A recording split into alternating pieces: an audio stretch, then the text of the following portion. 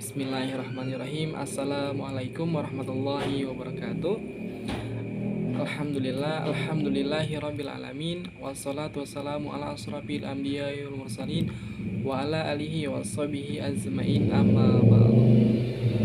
Yang terhormat kepada Bapak Muhammad Irfan SHI MSy dan kepada kawan-kawan kelas A yang saya banggakan, pertama-tama marilah kita panjatkan puji serta syukur kita atas kehadiran Allah Subhanahu wa taala, yang mana berkat rahmat dan afironya kita dapat berkumpul di sini dalam keadaan sehat walafiat. Amin Allahumma amin. Tak lupa salawat serta salam tak lupa kita aturkan kepada junjungan kita Nabi Muhammad Sallallahu Alaihi Wasallam. Semoga yang kita di kelas ini mendapatkan syafaatnya di yaumil akhir. Amin Allahumma amin. Baiklah, kami akan mempresentasikan hasil makalah kami dari kelompok 3 yang berjudul pengertian dan macam-macam akhlak.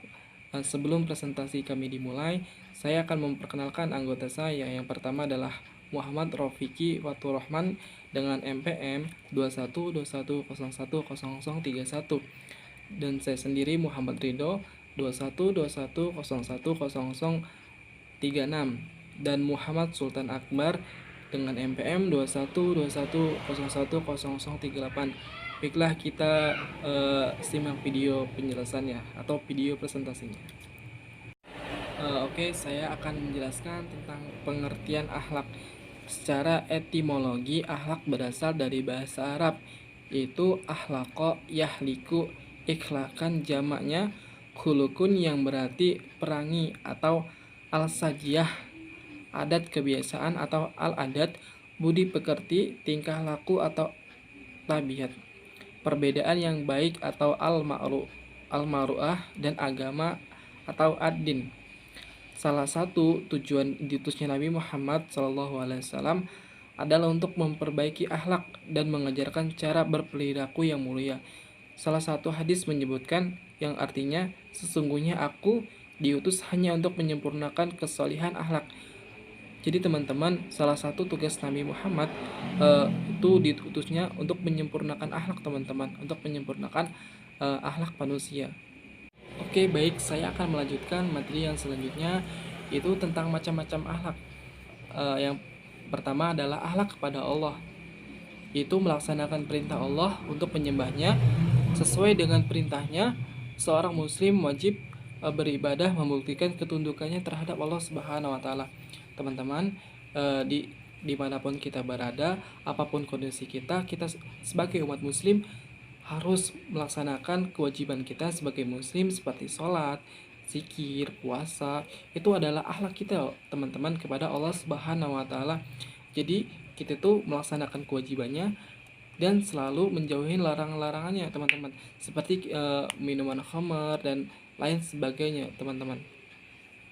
Yang kedua adalah akhlak kepada diri sendiri, yaitu perilaku seseorang terhadap dirinya sendiri sebagai hasil daripada pengendalian nafsu, teman-teman, pengendalian emosi.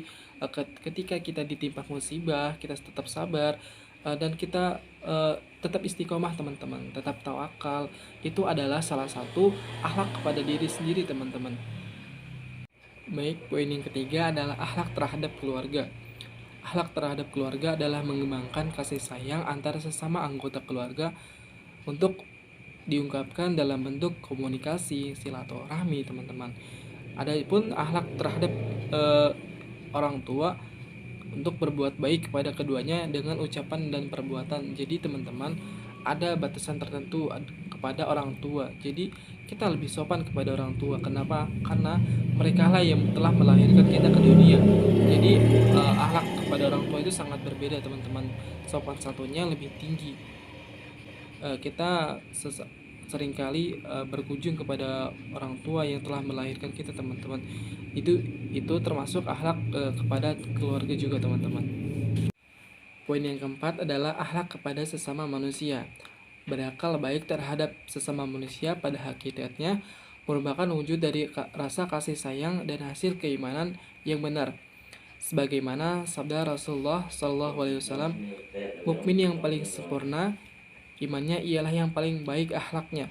Dan yang paling baik di antara kamu ialah mereka yang paling baik terhadap istrinya. Teman-teman, kita sebagai manusia itu saling menyayangi, saling mengasihi sesama manusia dan sesama tetangga, sama saudara, apalagi yang sudah bersuami istri, teman-teman, sesuai dengan hadis Nabi. Manfaat ilmu akhlak bagi kehidupan manusia. Manfaat ilmu akhlak itu dapat meninggikan derajat manusia, lalu dapat memenuhi, mengatur kebutuhan-kebutuhan kita di dunia ini. Contohnya, kita dapat lebih sadar mana yang baik buat kita dan mana yang bukan. Mana yang dapat mengantarkan kebahagiaan kepada kita dan mana yang mengantarkan kesengsaraan kepada kita. Jadi kita bisa lebih berpikir dengan ilmu akhlak ini. Selain itu, akhlak kita juga ini, kita harus patuh kepada orang tua. Yang lebih tua kita harus lebih sopan. Nah, terus berkata-kata, tutur kata kita harus lemah lembut, tidak berkata-kata kotor. Itulah ilmu akhlak, teman-teman. Syekh Abdul Qadir Al-Jailani pernah berkata, aku lebih menghargai orang beradab daripada berilmu. Kalau hanya ilmu, iblis pun lebih tinggi ilmunya daripada manusia.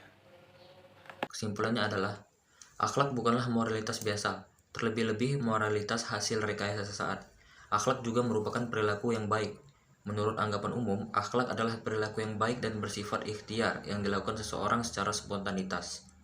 Karena kesadarannya yang dilakukan menjalankan perintah Allah dan Rasul-Nya, dan perilaku yang baiknya itu dilakukan secara berkualitas dan istiqomah secara terus-menerus. Seseorang yang berakhlakul karimah bukan hanya tampak dari penampilan luarnya yang memang menampilkan perilaku yang baik.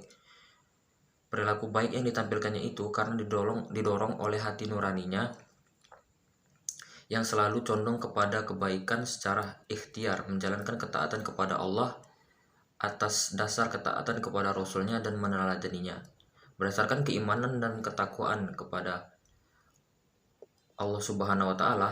Haruslah berdasarkan keimanan dan ketakwaan kepada Tuhan Zat yang Maha Goib, Allah Subhanahu wa Ta'ala. Sekian kesimpulan dari kelompok kami. Wassalamualaikum warahmatullahi wabarakatuh.